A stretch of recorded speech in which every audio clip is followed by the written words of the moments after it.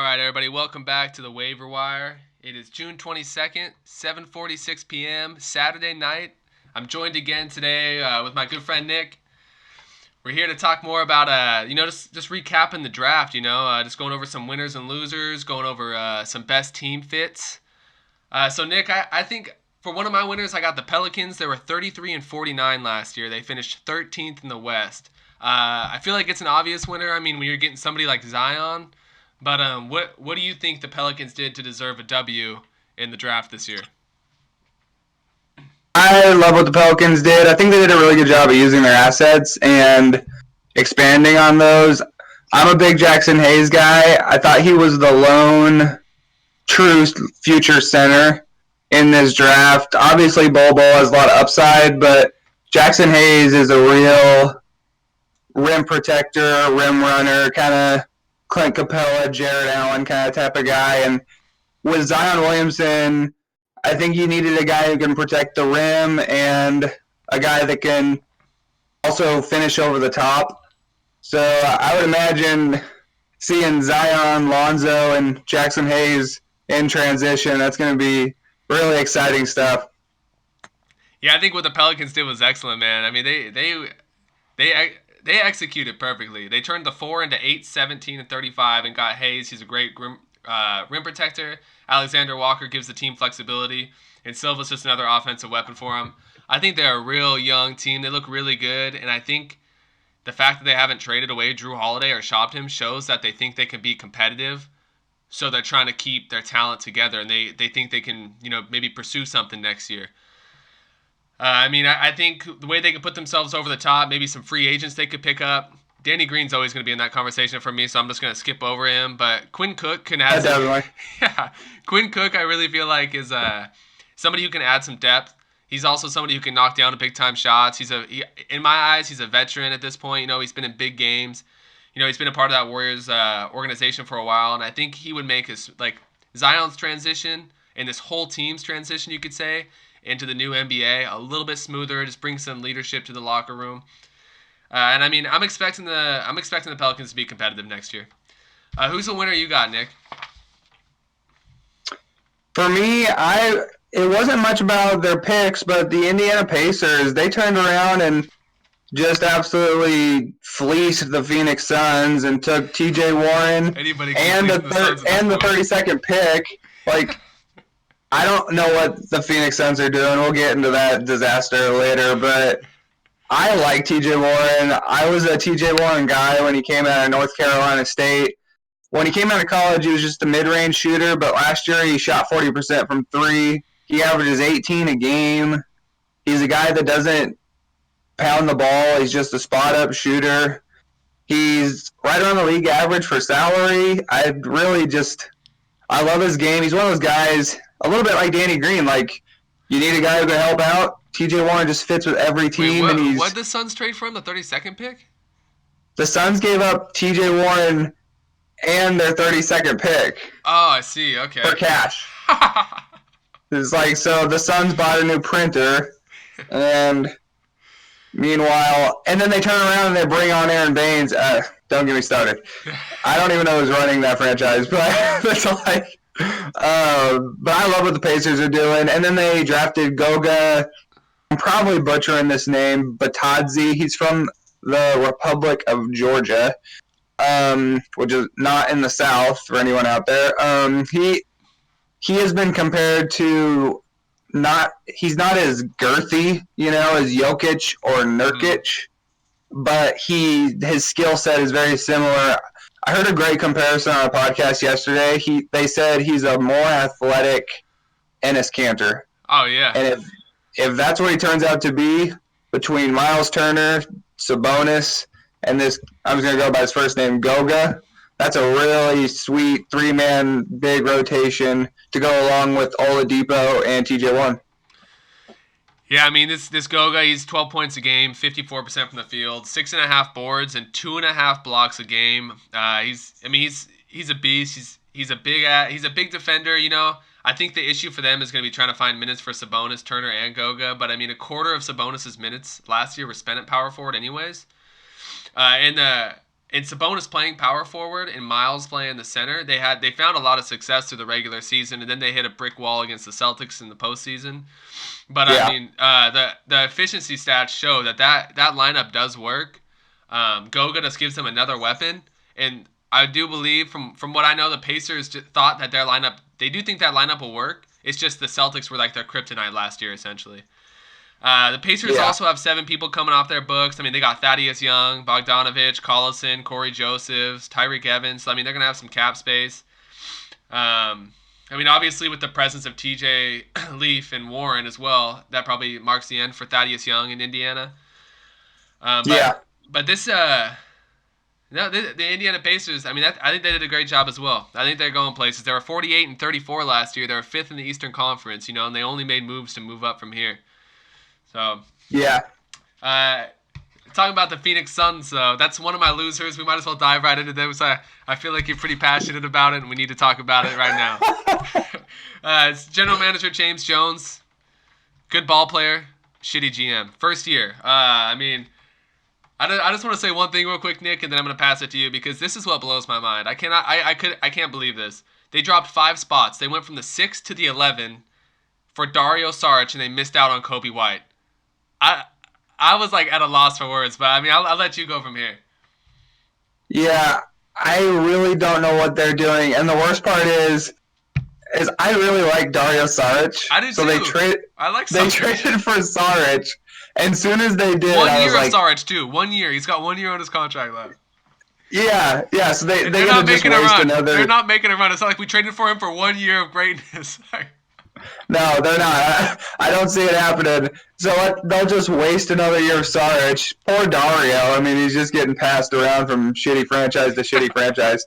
And they trade down and take Cam Johnson, who's older than Devin Booker. I like Cam Johnson, but that's too early. Mm-hmm. And guess what? If he turns out, you know who he's going to be like? TJ Warren. He's going to be like TJ Warren. And then they bring on Aaron Baines and bring on his contract. Tyler Johnson, not your brother, opted in yesterday. He's getting $18.5 million too. Yeah, so I mean, they're still spending money. I think they're going to be in the tax. To be one of the 4 worst teams in the Western Conference. I mean, Cam Jordan, he's a fine player. He was the 66th ranked draft prospect. He's going to be there for you. You don't need to use your 11th pick on him. I mean, the thing that I just disagree with so hard is like Kobe White was right there for you. I really believe in the kid, and they just totally just like passed on him. They just like you said, they're going to get a TJ Warren back basically, and this draft's basically irrelevant to them.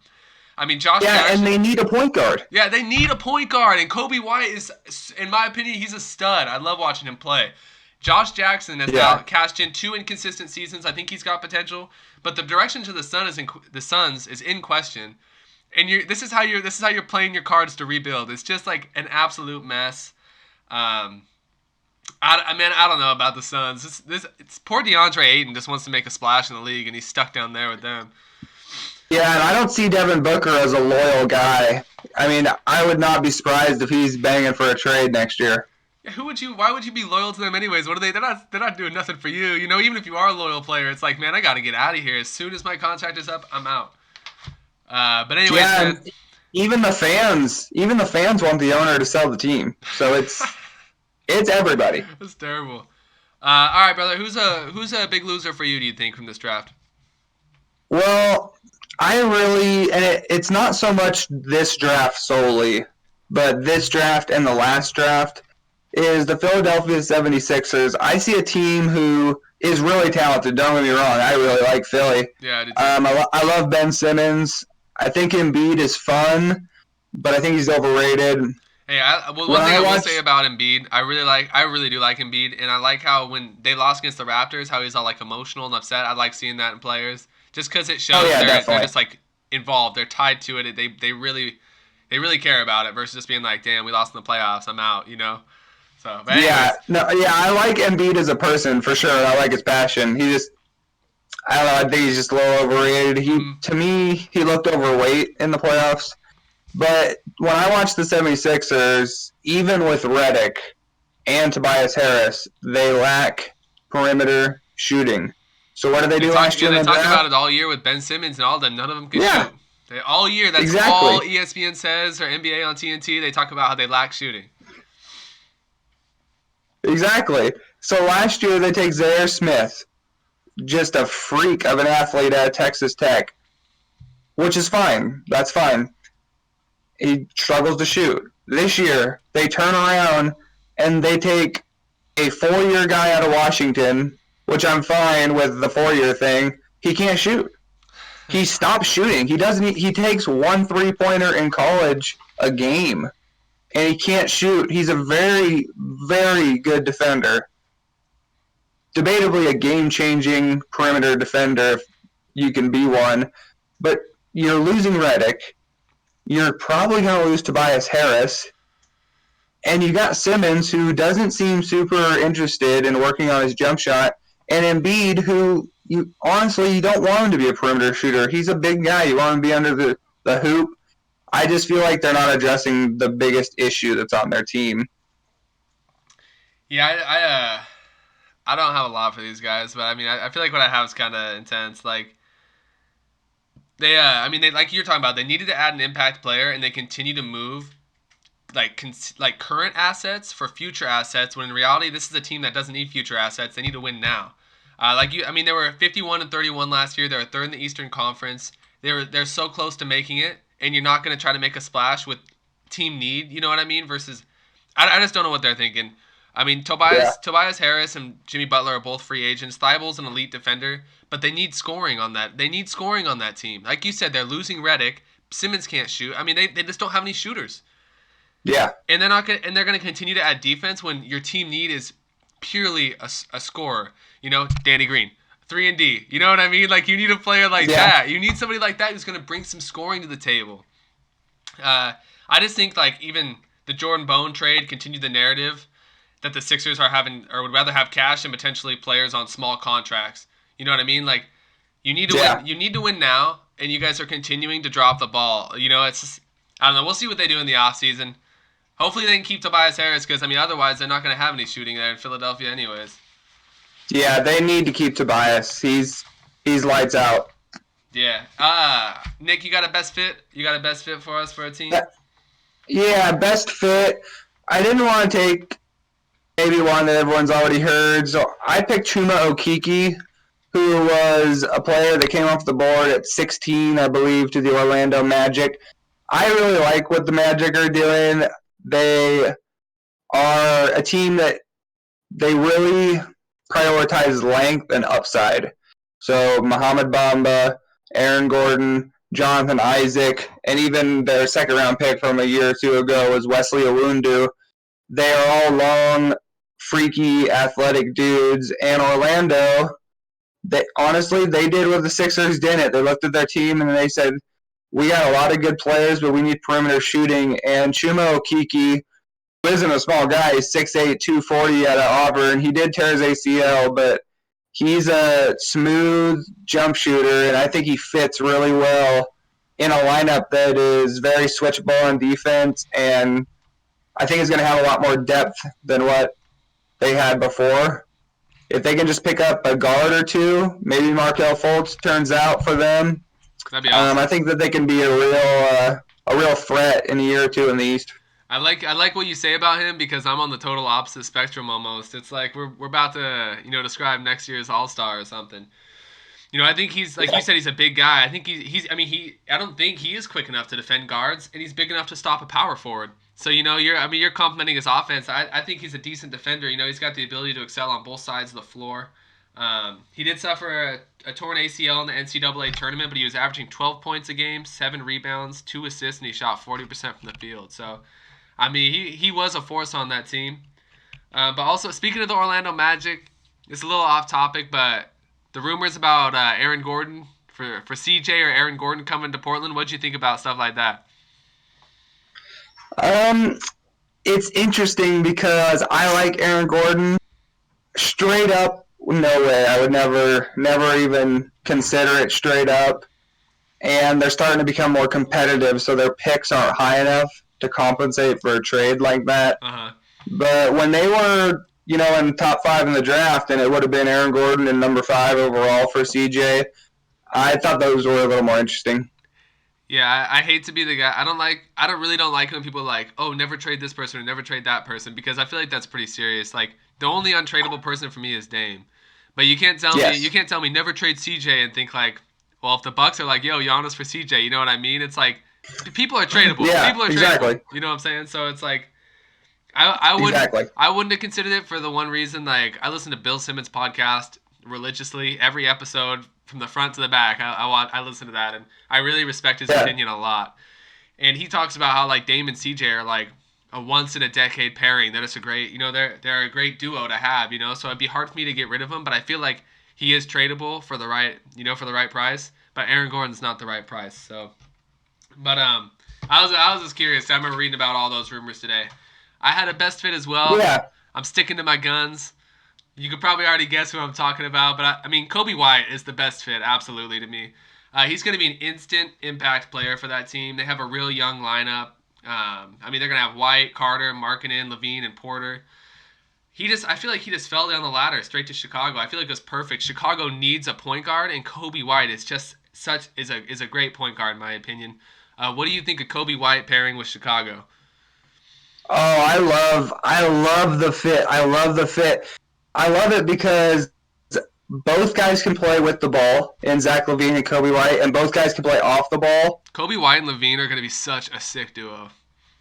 And here's the crazy part. We love Dame and CJ because they can play with the ball and without the ball.